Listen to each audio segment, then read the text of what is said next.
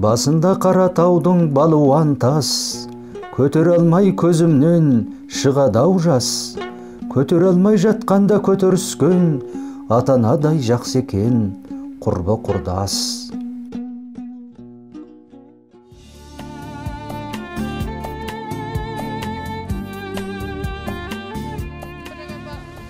Баласының көтеріп қойған, жолға көтеріп қойған тасына келе жатыр. Қазір өздеріңе көрсетеді. Қазір бұна төмен құлдап, судың аяғынан өтіп, қайқай мынау жолдан шығып, сол тасқа барамыз.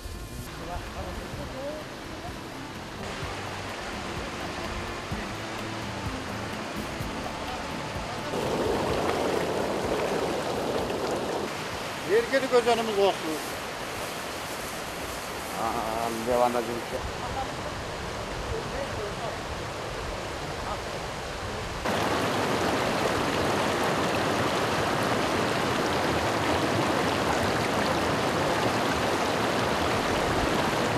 Ата-бабамыздың аруы арқыр маңайын көріп, қағысыл мына қазір экологиялық орта түзелгеннен кейін қайта келе бастады ғой. Оған саған айтқан бір жолым мынау ғой. Bir жолың анау ғой.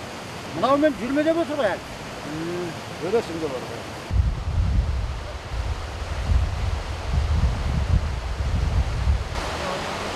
Міне алдымыздағы осы мына қара тас. Осы қара тастан.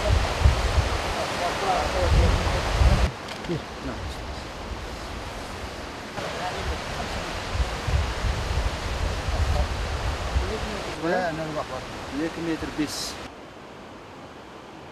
Uzun 2 metre 5 oldu. 45. Del 45 ha? 45 ekan. Mana men anda 40 magana deyin qo'y. Boshqa giring jo'q. Bu toprağımız tası hava. Sırada çıktı. Dök atamız ane birov осы таста мал жайып, қой жайып отырады ғой. Сонда анадан келе жатқан әгі көлікті көреді ғой енді. Жолаушыны. Саудагерді көріп, сол жол осымен өтетін болып отыр. Жол осымен өтеді.